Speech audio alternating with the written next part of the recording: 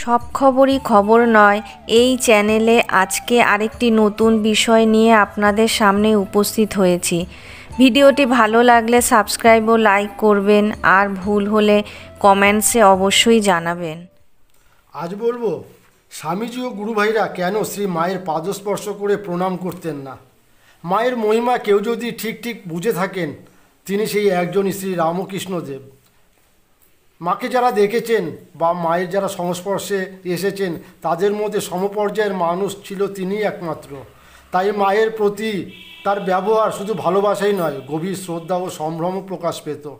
ঠাকুর সর্বদা নজর রাখতেন মা যেন তার ব্যবহার কথায় কোনো আঘাত না পান। মাও সেজন্য বলতেন, ঠাকুর আমাকে কখনো ফুলের আঘাতটি পর্যন্ত লাগাতে দেননি। ঠাকুরের ভাগ্নে হৃদয় ঠাকুরের সেবা করতেন। তার দুর্ব্যবহার যেমন ছিল, তেমন ছিল মুখের কটু কথাও। তাই ঠাকুর হৃদয়কে ডেকে বললেন, ওরে হৃদে, তুই আমাকে যা বলার বলিস, ফোঁস করলেও রক্ষা পেতে পারিস, কিন্তু মা, ও ফোঁস করলে ব্রহ্মা বিষ্ণু মহেশ্বর কেউ তোকে রক্ষা করতে পারবে না। কারণ মায়ের কোমল হৃদয় বাইরে থেকে দেখলে মনে হয় বিশাল শান্ত আকাশ। এই শান্ত আকাশের আড়ালে ছিল ভয়ঙ্কর বজ্র। একমাত্র ঠাকুরই সেটা উপলব্ধি করতে পেরেছিলেন। মায়ের বাড়িতে কুলি, মজুর, পালকির বেহারা, ফেরিওয়ালা, মেছুনি, জেলে যেই আসুক, সকলেই ছিল মায়ের ছেলে মেয়ে। সবারই আশ্রয় ছিল মায়ের কাছে। যতই কষ্ট হোক, মা কখনো কারোর উপরে মান অভিমান করতেন না। কারোর দোষ ত্রুটিও মা নিজ সন্তান মনে করে শুধরে দিতেন। এমনই একদিন একটি গরিব মেয়ে দুপুরবেলায় এসেছে মায়ের কাছে। মা তাকে স্নানাহার ও বিশ্রাম করে যেতে বললেন। খাওয়া ও বিশ্রামের পরে দেখা গেল বেলা হয়ে গেছে। মা তাকে রাত্রে থেকে যেতে বললেন। মায়ের বারান্দার দরজার পাশেই তার শোয়ার ব্যবস্থা হলো।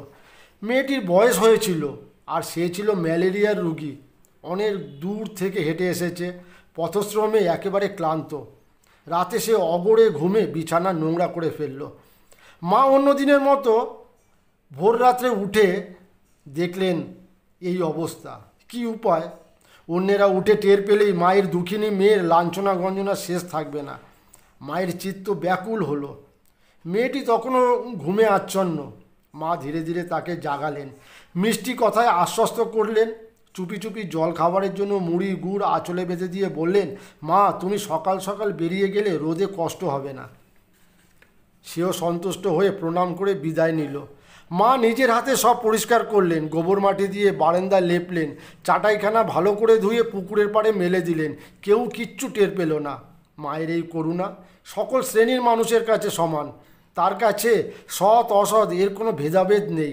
তিনি বলতেন, আমি সতেরও মা, অসতেরও মা।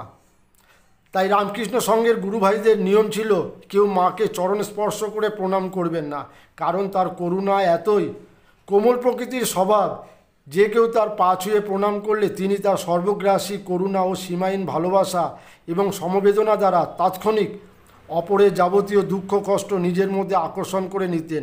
তার ফলে তাকে নীরবে অপরের জন্য কষ্ট ভোগ করতে হতো। তাই মা, ঠাকুর এবং স্বামীজিকে আমার শতকোটি প্রণাম রইল।